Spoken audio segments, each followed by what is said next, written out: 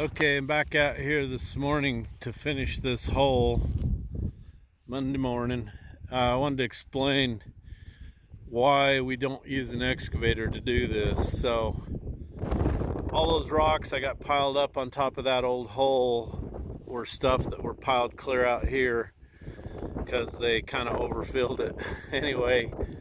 So the problem with doing this with an excavator is, where are you going to pile the dirt? You can't pile it on this side and you can't pile it on that side because they need full access down this whole side here to back a truck up and dump into the hole. And with an excavator, you can't do that. So generally when we do these, we just dig them with the cat. And the cat,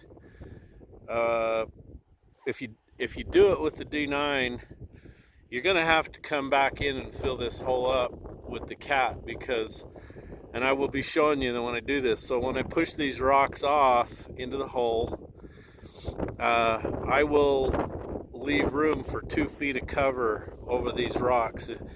If you get 2 feet over it, you'll never have a problem. Now the other reason we use the cat is you need a big heavy machine. I'll be in that hole working those rocks down, and I'll poke every one down and pack it down with the tracks, and I'll cover that whole thing with cat tracks, mashing every rock down. And then you've got to get a little dirt in it as you smoosh the rocks down, because that helps get them packed down in there. And then that dirt around the rocks, you get it all packed in, and then you won't have sinkholes. Like if we were doing this out under the irrigation, you would need a little dirt in there, otherwise the irrigation water will go down through and create some great big sinkholes. And this is the only method over the last 40 years that we found that really works and works well. We have dug some holes with the excavator before, but you still got to have the cat to get them all mashed in. You can't be walking all these rocks with an excavator. You'll bend the pads. An excavator's just not heavy enough to smash them all in, and the cat is. So I hope that explains it a little better. The other thing is you need a hole. You're gonna have to come back with the cat to do this. So the hole's got to be the width of the cat, and you got to have ramps in and out. So this is the way you do it. I have seen guys dig them with an excavator, and here's what happens.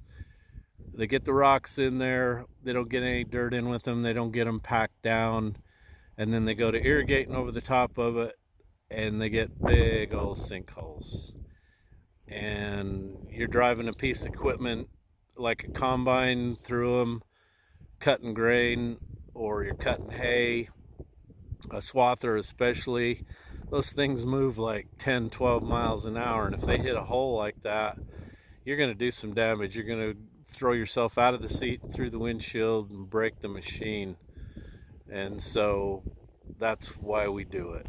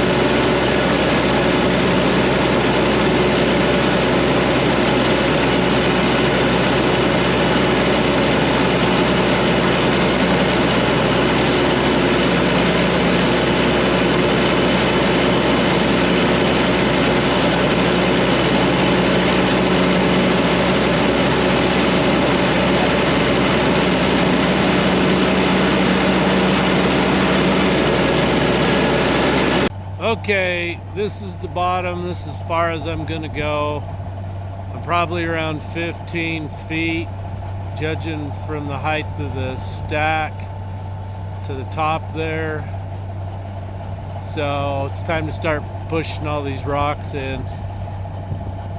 I'd like to chew some more off of this and let it slough off, but as deep as I am, I think that would be suicide. So when I push the rocks off, I'm gonna lose some material up there, get some dirt in here, but there's nothing I can do about that.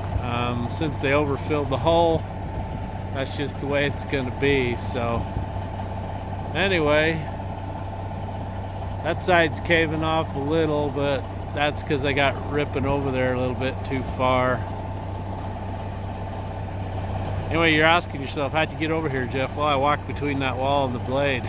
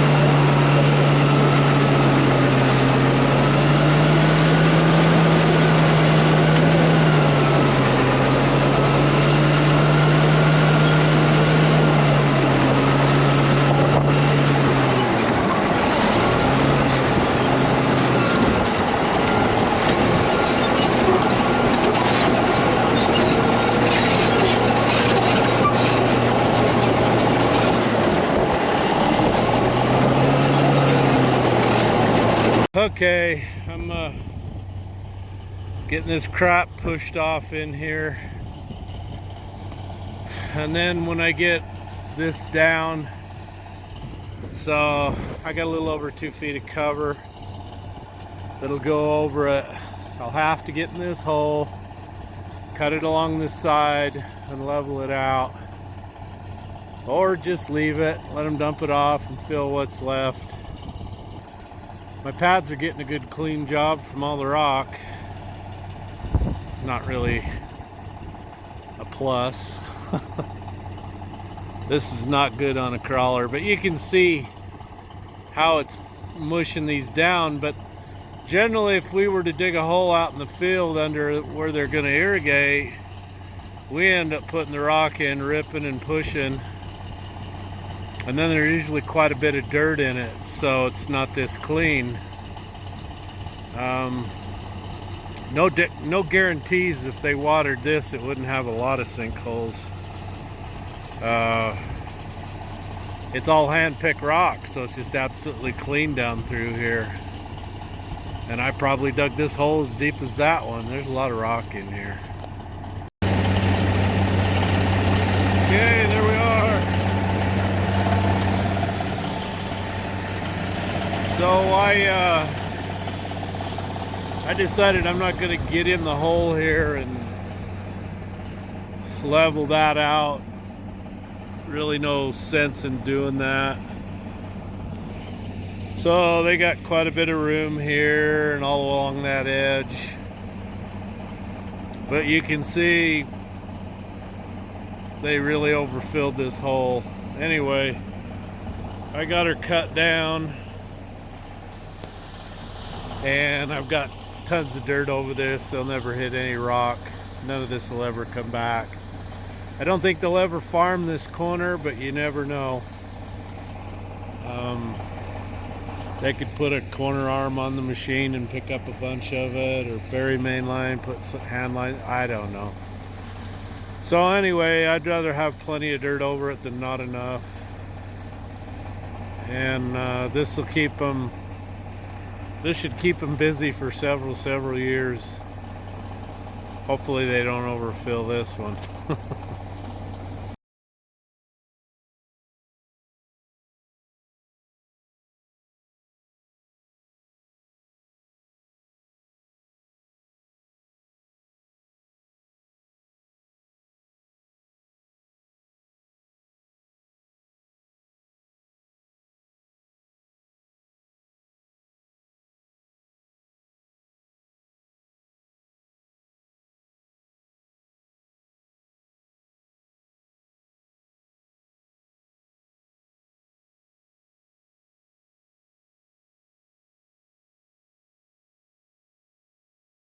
There's a big storm coming over there. It's gonna start snowing pretty good. And then we're gonna get cold. We're gonna get down into the teens, so the snow's gonna stay. So I had to beat it out here and pick up the cat. I got one more place I need to go, but I'm just gonna haul it home, leave it on the low boy. And then maybe later try to go do this other job, depending on what winter does.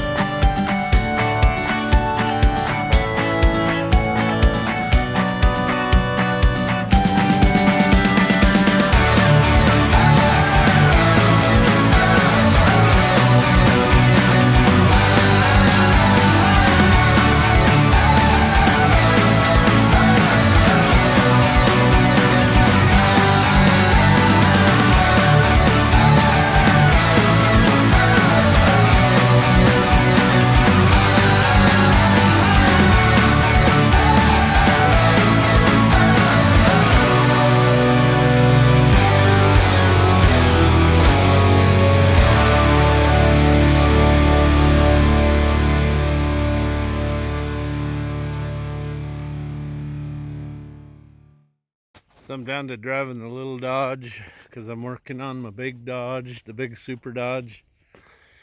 Getting tired of plowing snow. Jeez Louise, I had to get out the grader yesterday and push all this back and move my mailbox. And looky here, it's all blown back last night. So I got some stuff going in the box. Let's go check it out. Mr. Griffey's making sure I don't get out of the house without him because he knows we're gonna go get the four-wheeler and plow snow. Don't you, Mr. Griffey? Okay. Got a calendar for my mailman. A little graft for the USPS. He's an awesome mailman. Ryan, you're an awesome mailman. So, I've got a big box going to Kevin Davis in Glendora, California. Calendar going to Michelle Presneville in Newark, Delaware. Rhonda Tuttle, Ironton, Missouri. Matthew Moores, Trescott, TWP, ME. Is that Maine? Oh yeah, up there in Maine, he's a Mainer. Mark Rhodes in Sterling, Colorado. Mike Stokes, Vinton, Virginia. Vincent Gladden, Lafayette, California. Jack Kramer, he lives in Wyoming, Michigan. He's a Michiganer. You a Youper? And the other box going to Mark Rhodes in Sterling, Colorado. Terry DeHera? I'm not pronouncing that. Anyway, she's in Sparks. Thank you. Tracy Gwynn in Webb City, Missouri. Got one going over the pond to one of my homies in Sweden. Daniel Clint. And I'm not even going to try to pronounce that name, Clint. Daniel Clint. Byamsgaden, yeah, somewhere in Sweden, man. Anyway, so my homies in Sweden, I always give them extra. There's an extra hat in there for you, Daniel. Enjoy. It's all right.